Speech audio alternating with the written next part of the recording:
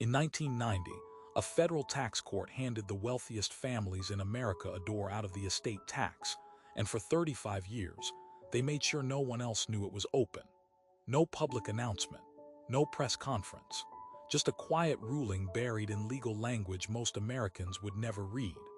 By the end of this, you'll understand exactly how they moved billions past the IRS legally, and why your financial advisor probably never mentioned it. The strategy is called a GRAT, Grantor Retained Annuity Trust. The name sounds technical on purpose. That's not an accident. Invented in the 1980s by estate lawyers working for old money, it didn't become a weapon until a 1990 tax court decision changed one small rule.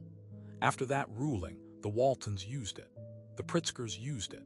Sheldon Adelson used it to move an estimated $11 billion to his heirs without triggering the estate tax. Mark Zuckerberg used a version of it before Facebook even went public.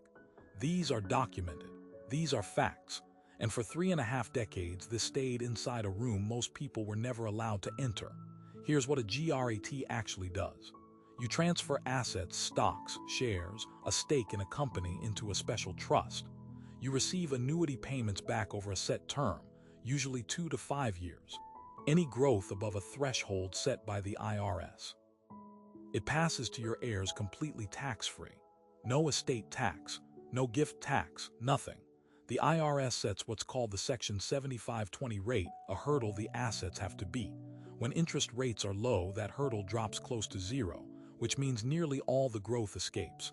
In 2021, the IRS hurdle rate fell to 0.6%. A GRAT stuffed with high-growth stock that year could transfer nearly all its gains to the next generation, for free, legally. The IRS knew, Congress knew, and the families who used it lobbied to make sure nothing changed. Now the official story is that GRATs are risky, complicated, designed for situations most people will never face. Estate lawyers say the same thing: this only works if you have substantial assets at risk, which is true, partially. The mechanism does require a minimum asset threshold, a lawyer to set it up, a financial advisor who actually knows what it is. But here's where the story starts to fall apart. Congress voted 3 times between 2010 and 2021 to close this loophole. 3 times the bill died. Each time, lobbying expenditures by wealth management firms and family office associations spiked. Not a coincidence, a pattern. The door was never meant to close because the right people needed it open. And here's what makes it impossible to explain away. The Federal Reserve's own data shows that in 2023, the top 1% of Americans held 38.7% of all household wealth in this country. In 1989, the year before that tax court ruling, they held 30.1%. That gap didn't happen because of innovation or hard work alone. It happened because of mechanisms exactly like this one: silent, legal, compounding across generations.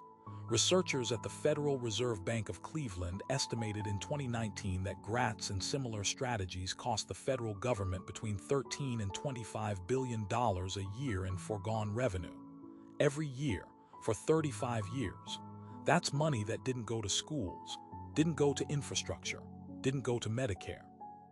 It transferred quietly to the people who already had enough that they needed a court-approved mechanism to protect what was left over after they died. And remember that 1990 ruling, the one that started all of this. The IRS actually tried to reverse it. They issued new regulations in 2000 to stop the most aggressive version. Congress overruled them within 2 years. The record of that reversal is not something you'll find in a headline. You find it in the congressional record. Page 1247. The GRAT loophole is still open today. It has never been closed, and the families who use it have direct lines to the committees that write tax law. That's not a conspiracy theory. That's the lobbying disclosure database, which is public. The pattern is simple once you see it. Create a mechanism, hide it in complexity, use it for decades, and fund the campaigns of anyone who might try to shut it down. The middle class was never told this existed because it doesn't serve the middle class. It serves the people wealthy enough to make the legal fees worth it. And the reason it's never been explained in plain language isn't because it's too complicated. It's because plain language is dangerous. Once you understand exactly how wealth compounds itself across generations, without touching the tax code everyone else pays, something shifts.